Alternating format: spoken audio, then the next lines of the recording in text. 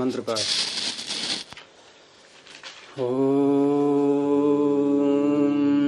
सहना भवतु सहनौ भुनक्तु सह वीर्यं करवावहै तेजस्विनावधीतमस्तु मा विद्विषावहै। ओम शांति शांति शांति। प्रथमावृत्ति की 120वीं कक्षा। स्वरों का प्रकरण चल रहा था।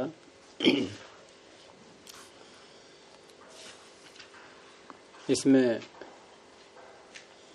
समाहारः स्वरितः यहाँ तक हो गया था।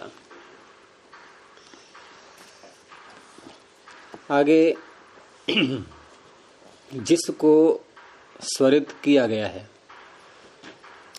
किसको किया गया स्वरित? समाहार। और समाहार किन का किया गया? उदात्त और अनुदात्त का। जैसे हम दूध में पानी मिला दें, आधा दूध आधा पानी,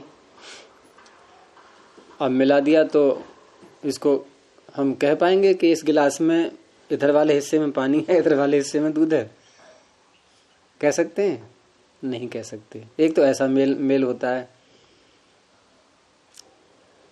और एक ऐसा है कि चीनी रखी है और नमक रखा है, एक मुट्ठी नमक रख दिया, उसके पास में ही उसके सटा के एक मुट्ठी चीनी रख दी, तो हम कह सकते हैं इधर के भाग में चीनी है, इधर के भाग में नमक है। एक ऐसा भी होता है मेल।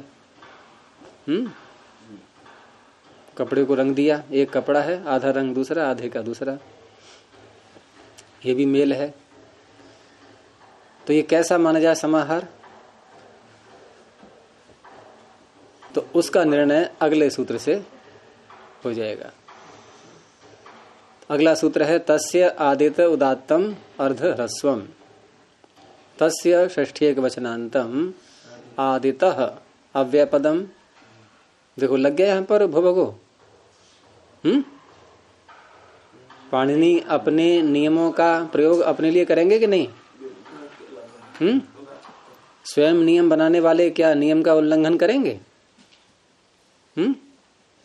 अरे मोदी स्वयं थोड़ी रखेगा काला धन अब, जब दूसरों का ही हटा रहा है तो। तो आदितः अव्ययपदम उदात्तम प्रथमैक वचनांतम अर्धह्रस्वम प्रथमैक वचनांतम। तो ये सूत्र स्पष्ट बता रहा है कि ये मेल दूध और पानी की तरह नहीं है। इसमें अर्धह्रस्वम जो शब्द है, इसमें समास करने का एक सूत्र है अलग से। वैसे तो इसमें षष्ठी तत्पुरुष समास ही है, लेकिन षष्ठी तत्पुरुष समास यदि हम षष्ठी शेषे सूत्र से करें, वो षष्ठी सूत्र से करें, तो षष्ठी में प्रथमा व्यक्ति है। तो प्रथमा निर्दिष्टम समास उपसर्जनम। जैसे हमने विग्रह किया ह्रस्वस्य अर्धम, ह्रस्व का आधा, तो कौन आएगा पूर्व में? कौन बनेगा उपसर्जन? जैसे राज्य पुरुषः, तो ह्रस्व आना चाहिए ना। लेकिन इसलिए पाणिनि ने इसका सूत्र अलग से बनाया अर्धम नपुंसकम, कि अर्ध शब्द नपुंसक लिंग में हम जब इसका प्रयोग करेंगे, उस अवस्था में ये जिसके साथ समास होगा तो वहां ये अर्धम, क्योंकि सूत्र में यहां प्रथमा है, अर्धम नपुंसकम, तो प्रथमा निर्दिष्टम समास उपसर्जनम, तो अर्ध बनेगा उपसर्जन। अब विग्रह भले ही आप कैसे ही कर लोगे, अर्धम ह्रस्वस्य या ह्रस्वस्य अर्धम कैसे ही करो घूम फिर के, लेकिन पूर्व में अर्ध ही आएगा। सत्यपति जी पकड़ में आ गया? यानी ह्रस्व नहीं बनेगा उपसर्जन, अब यहां पर अर्ध बनेगा। और षष्ठी सूत्र से करते यदि समास, ये सूत्र न होता अलग से तो षष्ठी से ही तो करते। राज्य पुरुषा में किससे करते हैं? षष्ठी से, षष्ठी शेषे से, षष्ठी शेषे तो विभक्ति करने वाला है और षष्ठी समास करने वाला है। तो इसका सूत्र अलग से है, अर्धम नपुंसकम। इसलिए आपको अर्ध पेड़ दिख रहा है, अर्ध ह्रस्वम, नहीं तो क्या बनना चाहिए था? ह्रस्वार्धम लग रहा है। नहीं, राज्य राजपुरुष है कि पुरुष राज्य है? राजा तो ह्रस्वार्धम नहीं बन के अर्ध ह्रस्वम।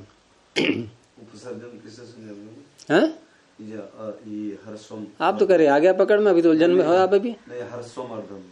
हाँ, किससे या किसकी? तस्य प्रथमा निर्दिष्टम समास उपसर्जनम। हाँ, अर्धम नपुंसकम। जल्दी प्रश्न करो आप। वो था ना एक बजर, एक देखा है ना? ह्रस्वम यहाँ जो आपने कहा, जैसे वो पहले हमने राज्य पुरुष वो षष्ठी से है समास। हाँ, षष्ठी से समास है, लेकिन वहाँ षष्ठी है प्रथमा निर्दिष्ट। प्रथमा निर्दिष्ट जो ह्रस्व के प्रथमा निर्दिष्ट समास उपसर्जनम, इस सूत्र से क्या ये तो उपसर्ग संज्ञा करता है। प्रथमा के द्वारा निर्दिष्ट पद जो है वो कौन सा? अर्धम। अर्धम में कौन सी व्यक्ति है? अर्धम नपुंसकम में अर्धम नपुंसकम ना, इसके नहीं कह रहा हूँ मैं। अर्धम नपुंसक जैसे पहले आपने कहा ह्रस्वम नपुंसकम, नहीं मैंने ये कहाँ कहा अर्धम नपुंसकम? वो तो बाद में आपने सूत्र लगाया ना, बाद में उससे पहले कहा ऐसे होना चाहिए था। हाँ, अगर षष्ठी से, अगर ये सूत्र ना होता तो अर्धम नपुंसकम ना होता तो षष्ठी से करते समास। तो षष्ठी प्रथमा निर्दिष्ट होता, यानी ह्रस्वस्य, इसका नाम होता फिर उपसर्जन।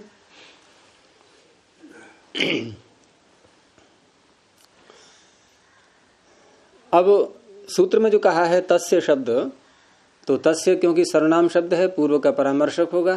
तो कौन था पूर्व में? समाहार, वो स्वरित। लेकिन स्वरित किसको किया था? समाहार का ना, समाहार स्वरित। तो इस तरह से स्वरित शब्द को तस्य शब्द यहां पर ले लेगा। तस्य कस्य? स्वरितस्य। जी। और सूत्र में एक शब्द है आदितः। तो आदितः में आदि शब्द से आपके आगे आपको जो है तह और दिखाई दे रहा है, ये तसिल प्रत्यय का तह है। तसिल का बचता है तस। अब तसिल प्रत्यय आता है, वो तसिल नहीं तसी प्रत्यय आता है वहां जहां सूत्र है ये पंचम्यास तसी ही आदि। पंचम्यास तसिल नहीं, सप्तम्यास तरल होता है। ये कहां से कहां बोल दिया? इसकी बात ही नहीं हो रही है अभी। पंचम्यास तसिल और नहीं तसेष्ट, वो तो तसी को तसिल करता है। पंचम्यास तसिल के आगे जो तसेष्ट है ये तसी को तसिल करता है, बात उसकी नहीं हो रही है। केवल तसी प्रत्यय करने वाला सूत्र है। अपादाने चाही या रूहो हो के ऊपर क्या है? प्रतियोगे पंचम्यास तसी ही, तो तसी प्रत्यय होता है। और अपादाने च, अपादान कारक में भी तसी प्रत्यय हो जाता है। अपादाने च, अपादाने च, अपादाने चाहिए रूहो हो, तो अपादान कारक में तसी प्रत्यय होता है। लेकिन वहीं पर एक वार्तिक दिया हुआ है कि तसी प्रकरणे आद्यादिभ्य उपसंख्यानम। तसी प्रकरण में आदि आदि शब्द, आदि आदि मिला के क्या बनेगा? आद्यादि, आदि आदि, आद्यादि क्यों बनेगा? आदि आदि, तो आद्यादिभ्य उपसंख्यानम, यानी आदि आदि शब्दों का भी उपसंख्यान करना चाहिए। क्या अर्थ हुआ इसका? आदि शब्द और भी शब्द, आदि आदि, तो आदि शब्द से भी तसी प्रत्यय हो जाता है इस वार्तिक से।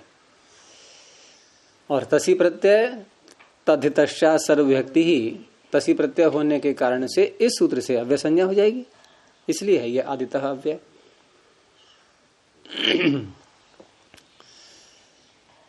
तो इस तरह से अर्थ बनेगा सूत्र का अब कि तस्य अर्थात स्वरितस्य। हाँ, एक चीज और देखनी है इसमें कि अर्ध ह्रस्वम जो शब्द है ये, इसका अर्थ मात्र और जोड़ना है इसमें। वो क्यों जोड़ना है ये तो बाद के विषय हैं, ये द्वितीय वृत्ति में आएगा, शंका समाधान वगैरह महाभाष्य में। बस यहाँ ये समझना है आपको कि यहाँ मात्र अर्थ इसमें से निकालना है हमें, यानी कि अर्ध ह्रस्व मात्र। तो मात्र अर्थ कैसे निकले, मात्र पढ़ा तो है नहीं सूत्र में, तो यहाँ एक प्रत्यय है मात्रच, प्रमाणे द्वयसज दघ्ने मात्रचः, मात्रच प्रत्यय होता है प्रमाण अर्थ में। तो प्रमाण अर्थ में जो मात्रच प्रत्यय होता है, इसका कहीं कहीं पर लोप हो जाता है। इसका एक वार्तिक है अलग से, प्रमाणे लो वक्तव्य। प्रमाण अर्थ में मात्रच प्रत्यय का लोप हो जाता है। लो वक्तव्य वार्तिक में है, लो वक्तव्य, लोपो वक्तव्य नहीं है। तो अकेला ल जब कहीं आता है वार्तिक में, अकेला ल, इसका अर्थ लोप ही होता है।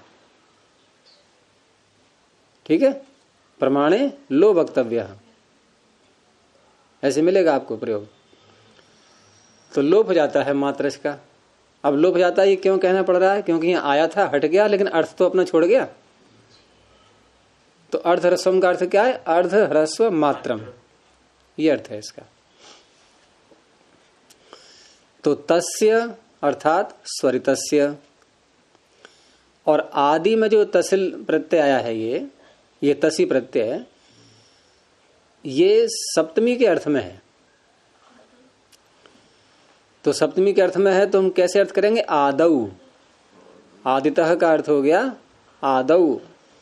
तो तस्य स्वरितस्य आदौ, क्योंकि स्वरित हुआ है उदात्त अनुदात्त को मिला करके, और किसी एक अच को स्वरित हुआ है, तो उस अच का हम भाग करेंगे। अब एक मात्रा का है, एक मात्रा का यदि अच है तो कैसे भाग करेंगे, आधा आधा।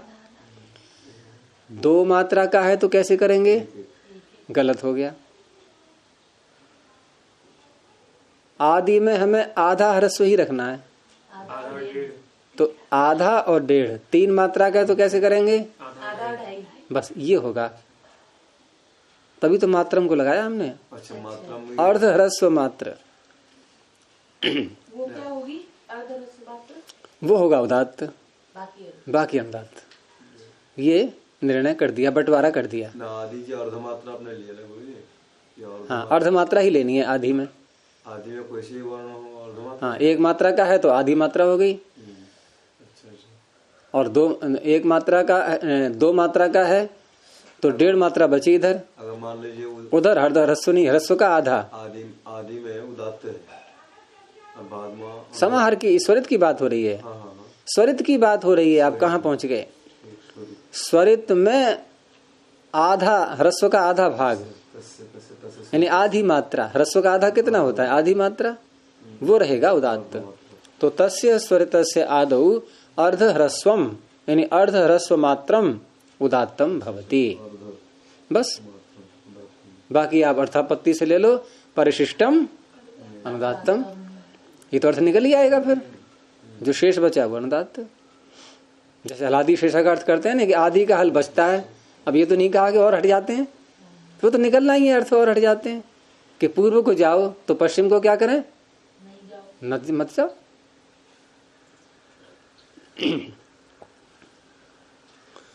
उदाहरण इसके पीछे वाली देख लो आप। जैसे पीछे आया था क्वा शब्द, तो क्वाति को आदेश किया था ना किम को, और आगे अत प्रत्यय था स्वरित, तित स्वरितम, और क्वा के आका लोप हो गया था यस्य तीचा, तो अत का ही तो अ बचा, अब ये जो स्वरित है इसमें कितना भाग उदात्त है और कितना अनुदात्त है? तो इसमें तो एक ही मात्रा है तो आधा आधा ही करेंगे आप। तो प्रारंभ की आधी मात्रा उदात्त है, आगे की आधी मात्रा अनुदात्त है। कैसे बोलोगे बाबा? अभ्यास करते रहना, ठीक है? एकांत में बैठ के अभ्यास करना कि कैसे कैसे बोलना है इसको। बोला कैसे जाएगा पूरे? कहता रहा हूँ एकांत में बैठ के अभ्यास करना। परंपरा खत्म है, परंपरा खत्म। ऐसी कन्या शब्द, तो कन्या में किससे किया था हमने स्वरित? इसको पीछे का पाठ आपने सबने याद कर ही लिया है। तो किससे किया था? तिल्य शिक्य, अच्छा उसमें लगाया लिंगानुशासन का, उसका फिट सूत्र का, फिट सूत्र प्रदीप, तो उससे स्वरित किया था। यहाँ दीर्घ है ये या आ, तो इसमें प्रारंभ का अर्ध ह्रस्व मात्र उदात्त और 1.5 मात्रा अनुदात्त। चलने आगे। मतलब क के अ का आधा, क के अ का आधा नहीं, या कन्या या है स्वरित, कन्या। अच्छा या स्वरित दीर्घ आ है। नहीं तो उदात्त इसमें फिर क्या होगा? आधा ह्रस्व, 1 मात्रा है ना पूरी, 2 मात्रा का है ना पूरा ये। या तो 2 मात्रा में प्रारंभ की आधी मात्रा उदात्त, 1.5 मात्रा अनुदात्त। वर्ण तो एक ही है आ, अच्छा वर्ण तो एक ही है आ, लेकिन आ को बोलते समय आपको जितना समय लगेगा उसका 1/4 उदात्त बोलेंगे आप, 3/4 समय अनुदात्त बोलेंगे उसको, ठीक है? और ककार में जो अकार है वो फिर अनुदात्त हो जाएगा? उसका प्रसंग ही नहीं यहाँ पर कोई, वो तो अनुदात्त है ही, वो तो अनुदात्त है ही, उसकी बात नहीं हो रही। यहाँ निर्णय हो रहा है या का, या में जो आ है उसका, स्वरित का निर्णय करने के लिए है सूत्र ये कि स्वरित में कितना उदात्त होता है कितना अनुदात्त होता है। रेखा स्वरित की ही लगेगी, उसमें चिन्ह स्वरित का ही लगेगा, लेकिन इस स्वरित में उदात्त अनुदात्त दोनों छिपे हुए हैं। तो उसका निर्णय किया रहा है कितना इस हिस्सा इसमें उदात्त है कितना अनुदात्त है। आधा मात्र तो आधा आधा नहीं करना है, प्रारंभ में आधी मात्रा लेंगे, बाकी जितनी बचेगी वो सब अनुदात्त है।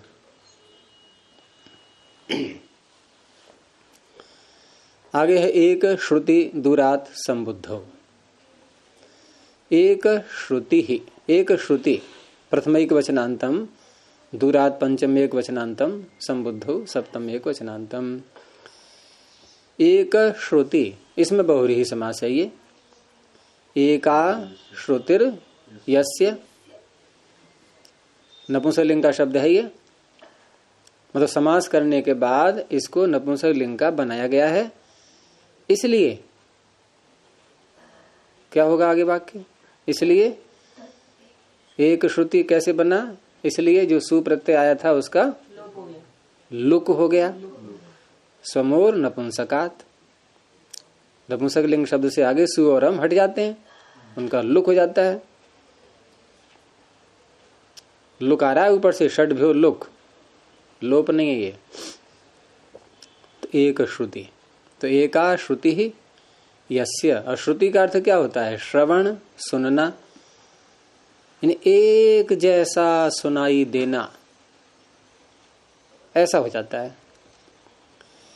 यहां जो संबुद्धि शब्द है सूत्र में, ये संबुद्धि संबोधन का जो एक वचन होता है सुप्रत्यय, उसका भी नाम संबुद्धि है। एक वचनम संबुद्धि, वो संबुद्धि नहीं है ये संज्ञा वाचक शब्द नहीं है, संज्ञा नहीं है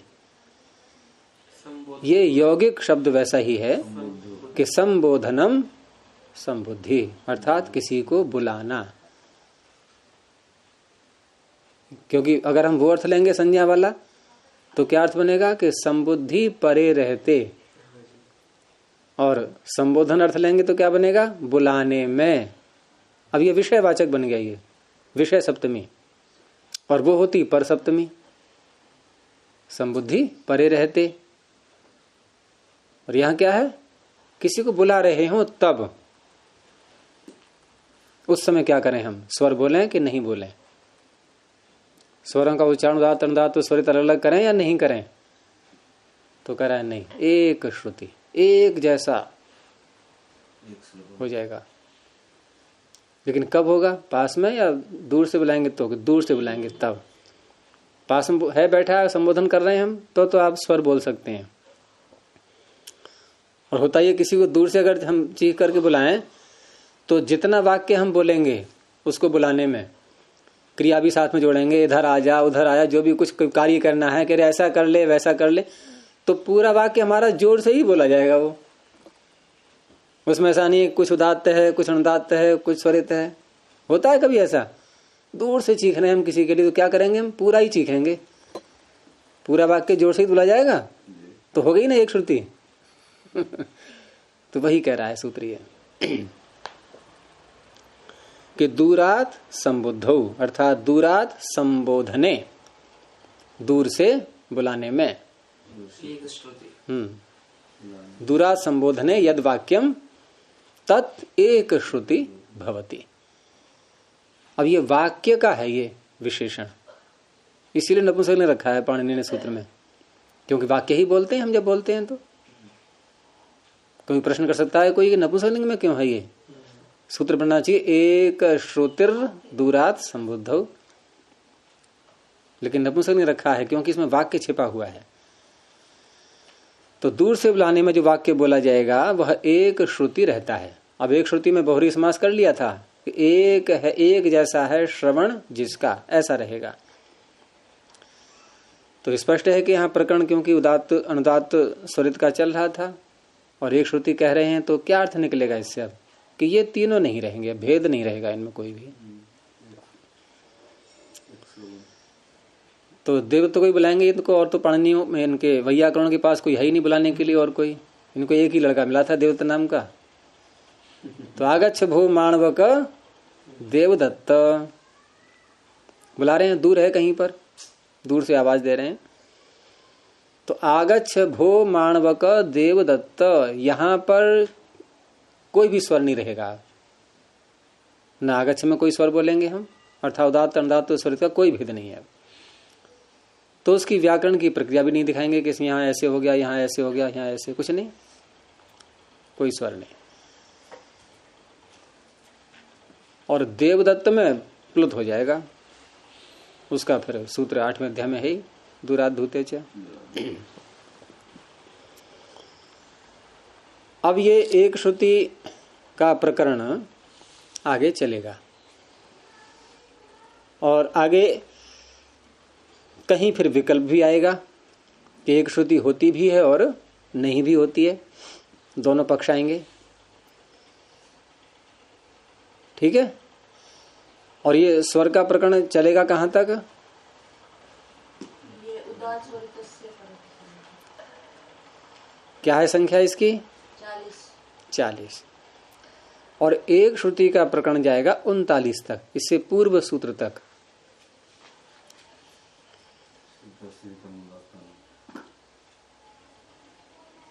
और विभाषा छंदसी जो आगे सूत्र आएगा ये विकल्प से करेगा एक श्रुति। तो आपको स्वरों की सिद्धि करने का अवसर कहां मिलेगा? एक श्रुति में तो स्वरों की सिद्धि करनी नहीं है, तो स्वरों की सिद्धि करने का अवसर कहां मिलेगा? जहां विकल्प आएगा।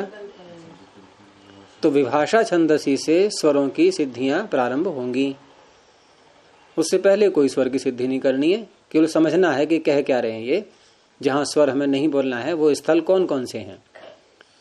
तो एक तो स्थल ये आगे आपका ये व्यावहारिक वाक्य, जब हम किसी को बुलाते हैं दूर से तो यहाँ स्वर संबंधी कोई कार्य नहीं करना है। एक और प्रकरण आया अगले सूत्र में, यज्ञ कर्म करते समय। हाँ, तो यज्ञ कर्मणि अजप न्यूंख सामसु, यज्ञ कर्मणि सप्तम एक वचनांतम, अजप न्यूंख सामसु सप्तमी बहुवचनांतम। अजप न्यूंख सामसु में समास करेंगे, पहले द्वंद्व और फिर नए तत्पुरुष। पहले तत्पुरुष करेंगे, इसमें एक और भी यज्ञ कर्म में अलग से, यज्ञ कर्मणि में, ये अलग हो जाएगा। तो यज्ञ से कर्म, यज्ञ कर्म तस्मिन् यज्ञ कर्मणि। और जप न्यूंख साम, इनका द्वंद्व करके जपश्च न्यूंखश्च साम च, सामन शब्द है ये नपुंसकलिंग का, साम च इति जप न्यूंख आगे सामानि तेषु, लेकिन तेषु भी नहीं, अभी फिर नए तत्पुरुष करेंगे साथ में। न जप न्यूंख सामानि अजप न्यूंख सामानि, अब बोलेंगे तेषु अजप न्यूंख सामसु। अभी समास की शैली आप पकड़ नहीं पा रहे हो लगता है, ये द्वंद्व समास है, बहुत सरल है ये तो। कई बार कहा है मैंने कि जब ही हम समास करने के बाद जो पहला पद बनाते हैं प्रथमांत होता है। वो आपने पहली सप्तमी बोल दी, उसमें पहले प्रथमांत बनेगा। सूत्र में जब विभक्ति आ रही है उसको बाद में देखते हैं कि सूत्र में किस विभक्ति में है ये, और जिस विभक्ति में सूत्र में है उस विभक्ति को पहले हम तत्शब्द के रूप में लाते हैं, तत्शब्द में लाते हैं उस व्यक्ति के लिए। जैसे तेषु बोलेंगे हम पहले, तब बोलेंगे अजप न्यूंख सामसु। तो जपश्च न्यूंखश्च सामच, अब इति करके जो बोलेंगे प्रथमांत ही बनेगा। तो जप न्यूंख सामानी। अब क्योंकि एक समास और रह गया अभी इसमें, अभी तेषु पर नहीं पहुंचेंगे। अब न जप न्यूंख सामानी अजप न्यूंख सामानी, अब भी वही बोलेंगे प्रथमांत ही, अब बोलेंगे तेषु। तो द्वंद्व गर्भ नए तत्पुरुष समास। तो यज्ञ कर्मणि, यज्ञ कर्म आप जानते ही हो, यज्ञ करते समय मंत्रों का उच्चारण होता ही है। तो यज्ञ कर्म करते समय मंत्रों का उच्चारण जो हो रहा है उस उच्चारण में हमें स्वर का ध्यान नहीं रखना है। कारण और भी होता है वहां, क्यों ऐसा किया है ऋषियों ने विधान कि यज्ञ कर्म कर रहे हैं तो वहां कर्म पर ध्यान अधिक होता है। उच्चारण में उदात्त अनुदात्त स्वरित का ध्यान रखोगे तो कर्म में भूल हो जाएगी, क्योंकि मन हमारा एक ही जगह रह पाएगा एक काल में। तो छूट दे दी गई कि आप यहाँ ठीक है, आप स्वरों पर ध्यान मत दीजिए, आप मंत्र बोलिए और क्रिया पर, कर्म पर ध्यान मुख्य रूप से रखना है। तो जो लोग ऐसा आक्षेप करते हैं कि मंत्र उच्चारण यज्ञ में कर रहे हैं, स्वर का ध्यान नहीं दे रहे, वो गलत है, क्योंकि पाणिनि का सूत्र ही बता रहा है ये। हाँ, कुछ शब्द, कुछ मंत्र ऐसे हैं कि जिनको बोलते समय ध्यान रखना आवश्यक होता है, तो वो इन्होंने बता दिए। जप, न्यूंख और साम, इनमें एक श्रुति नहीं होगी। तो यज्ञ कर्मणि एक श्रुतिर भवति, जप न्यूंख सामानि वर्जयित्वा, इनको छोड़कर। तो तीन चीजें इसमें जहां छोड़ा गया है, यानी वहां आपको स्वर बोलना होगा। और इसीलिए जब यज्ञ में मंत्र बोलते हैं स्वस्ति वाचन शांतिकरण आदि, तो जहां साम के 2 मंत्र आते हैं स्वस्ति वाचन में और शांतिकरण में 1 आता है, तो वहां स्वर संबंधी तो कोई उच्चारण वैसा नहीं होता, उसको विलंबित गति से बोलने लगते हैं बस, और सोच लिया कि हमने स्वर का उच्चारण कर लिया सारा। चल पड़ी परंपरा ऐसी, लेकिन वास्तव में वो विलंबित वाला बात नहीं है। वहां तात्पर्य है कि जो स्वर उसमें आ रहे हैं उनका यथार्थ उच्चारण करना। तो जप न्यूंख साम ये क्या है? तो जप तो हो गया, उपांशु जप होता है, उपांशु जप लिया गया है इसमें। उपांशु से कहते हैं कि इतना धीरे बोलना कि पास वाला भी न सुन पाए, और वहां आपको स्वर का ध्यान रखना चाहिए, क्योंकि एकाग्रता रहती ही है उस काल में, हम स्वर का ध्यान रख ही सकते हैं। और ये यज्ञ कर्म नहीं है जप वाला, वो अलग है। और कुछ यज्ञ कर्म में भी जप, उपांशु जप होता है मंत्रों में। जैसे यज्ञ कर्म में यहाँ देखते हैं ना कि उसमें एक स्विष्टकृत आहुति के बाद जो आहुति देते हैं, तो ओम बोल करके और सीधा स्वाहा बोल देते हैं। तो ऐसा नहीं, वहां जप करना चाहिए उसका। किसका? एक ही बार बोलना, जप का अर्थ बार बार नहीं। हाँ, एक बार प्रजापति। प्रजापतये ये जो शब्द है इतना, इसका उपांशु बोलना है। ऐसे ही अग्निर ज्योतिर ज्योतिरग्नि ही स्वाहा। तो तीसरी बार जो आएगा मंत्र, तीसरा मंत्र, इसमें यही पहला वाला ही दोहराया जाता है। वहां भी ओम बोलकर कुछ देर शांत हो जाएंगे, फिर स्वाहा बोल देंगे, लेकिन शांत नहीं रहना है, वहां उपांशु जप करना। तो मौन आहुति भी कह देते हैं इसको,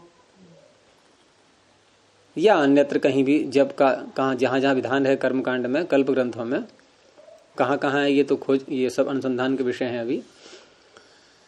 और न्यूंख जो दिया है इसमें, ये श्रौत सूत्रों में कुछ मंत्र बनाए हुए हैं, वहां पर न्यूंख शब्द से उनको कहा गया है। हैं? ये निगद विशेष कहे जाते हैं, निगद। न्यूंख जो है श्रोत सूत्र में, आश्वलायन श्रोत सूत्र में आए हुए हैं, कुछ समूह है मंत्रों के, उनका भी सस्वर उच्चारण होता है। और साम तो स्पष्ट हो ही गया आपके लिए, सामवेद के मंत्र का उच्चारण, सामवेद का गान। तो इस तरह से उदाहरण इसका दी लेंगे हम, तो आप कोई भी मंत्र ले लो वेद का, जो यज्ञ कर्म बोलते हैं। समिधाग्निम दोवस्यत घृतैर बोधयता अतिथिम आस्मिन हव्याजु होतना, ठीक है। अग्निर मूर्धा दिवः ककुत्पति पृथिव्या अयम अपाम रेतांसी जिन्वतोम। तो ये जो भी मंत्र यज्ञ कर्म बोले जाएंगे एक श्रुति से बोले जाएंगे।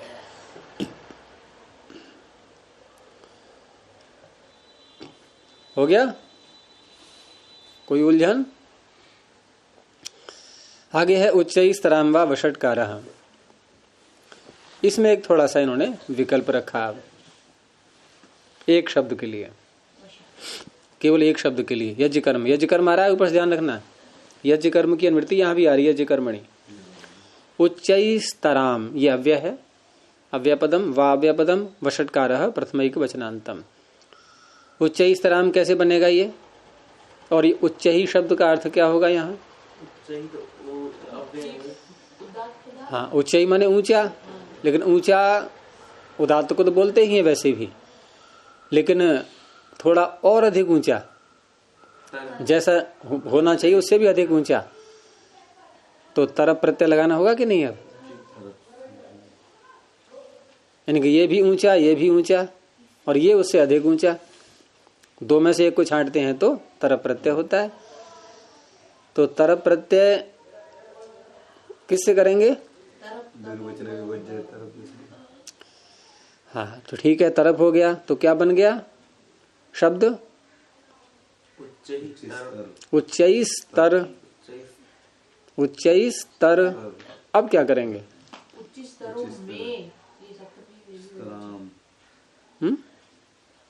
सप्तमी कहाँ है? मैंने कहा था अव्यय पद है ये। तो उच्चई स्तर शब्द से एक प्रत्यय और आएगा, उस प्रत्यय का नाम है आमु। सूत्र किमे तिंग अव्यय घादाम व द्रव्य प्रकर्षे। किम, किम शब्द से होता है ये आमु। एत एकारांत शब्दों से होता है। तिंग तिंगंतों से होता है। किम एत तिंग अव्यय अव्ययों से होता है, ये भी आ गया, उच्चई फंस गया उसमें। और घ तरप तमपौ घ, यानी तरप और तमप प्रत्यांतों से भी होता है आमु। तो किम एत तिंग अव्यय घात, पंचमी का एक वचन, इतनों से होता है ये। कब होता है? द्रव्य की प्रकर्षता न बताई जा रही हो, अद्रव्य प्रकर्षे। तो कोई द्रव्य नहीं है यहां पर ये। तो उच्चई स्तर शब्द से आमु प्रत्यय हुआ, आमु का बचेगा आम। क्या बन गया? क्या बन गया? उच्चई स्तराम। अब इसकी प्रातिपदिक संज्ञा, अब सुप्रत्यय आना चाहिए, लेकिन साथ में ये कृत संज्ञा है इसकी आमु प्रत्यय की, है? 5वें अध्याय का प्रत्यय है ना ये? नहीं, तद्धित संज्ञा, तो तद्धित संज्ञा है इसकी। और तद्धित संज्ञा हाँ, तो तद्धितश्चा सर्वभक्ति ही, उसमें गिनती की गई है इसकी आमु प्रत्यय की। वहां आप देखना पूरा गिना दिया गया है कहां से कहां तक जो तद्धित हैं वो असर व्यक्ति वाले कहलाते हैं। उसमें ये आमु और आमु दो प्रत्यय हैं। ये किमेत तिंगव्य घादाम व द्रव्य प्रकर्षे के ही आगे क्या है सूत्र, कौन बताएगा? किमेत तिंगव्य घादाम व द्रव्य प्रकर्षे, इसके आगे अमुचत छंदसी, तो अमु भी है उसमें। तो ये प्रत्यय जिससे हो जाते हैं उसका नाम अव्यय हो जाता है। ठीक है, तो ये अव्यय बन गया, इसलिए है सूत्र में अव्यय। हो गया स्पष्ट? इससे हो गया ना उच्च स्तराम दीर्घादि हो गए, अव्यय होना दीर्घ हो गए ना गुरु जी। आप अव्यय पूछ रहे हो, दीर्घ पूछ रहे हो? नहीं, उच्च स्तरा उसको आम लाया, आम का आम रहेगा, आम के हाँ दीर्घादि करने के बाद में हाँ क्या किया अव्यय संजय से तद्धितश्चा सर्व विभक्ति ही, इससे अव्यय बन गया। तो अर्थ करेंगे यज्ञ कर्मणि, ऊपर से आई रहा है वषट्कारः उच्च स्तराम विकल्पेन भवति, यही तो अर्थ है। और क्या है? यज्ञ में जब आहुति दी जाती है तो दो प्रकार के शब्द प्रयोग में आते हैं, एक स्वाहा और एक वषट। वषट क्या होता है? जो बैठ करके आहुतियां दी जाती हैं वहां स्वाहा करके, और खड़े होके वषट। तो वषट शब्द की बात यहां आ रही है कि ये जो वषट शब्द है इसका उच्चारण यज्ञ कर्म में आप करोगे ही, तो वहां पर आप इसमें स्वर का भी प्रयोग कर सकते हैं विकल्प से। और स्वर का भी प्रयोग करेंगे तो उच्च स्तराम। तो वहां क्या करते हैं, दक्षिण में देखा होगा आपने कभी यज्ञ में, तो वहां एक ये परंपरा है श को ख बोलने की, मूर्धन्य षकार को। तो ऐसे बोलेंगे कि वऊ खट, बहुत जोर से बोलते हैं वऊ खट, तब आहुति पड़ती है। मंत्र बोला और वऊ खट, तो खट को बहुत जोर से बोलेंगे उच्च स्तराम। वषट को वो खट बोलेंगे। शब्द क्या है? वऊ षट, तो वषट का वो षट बन जाता है, वो तो अलग बात रह गई। उसके लिए इन्होंने कहा कि ये उच्च स्तराम विकल्प से हो जाता है, पक्ष में एक श्रुति हो जाएगी। तो वषट शब्द को ही यहां पर वषट शब्द से कहा गया है सूत्र में। अब कोई ये प्रश्न कर सकता है कि जब वषट शब्द है वषट है ही नहीं, तो फिर यहाँ सूत्र में वषट पढ़ाई क्यों गया है? तो महाभाष्यकार इसका समाधान करता है वैचित्र्यार्थम, विचित्रा ही सूत्र से कृति ही पाणिनि है। पाणिनि के सूत्रों की रचना विचित्र है, तो वैचित्र्य के लिए ऐसा तो गुरुजी कोई भी कुछ भी बनाए, बना लेना, लोग स्वीकार कर ले उसको, बस यही है। तो पाणिनि चल पड़े हैं अब।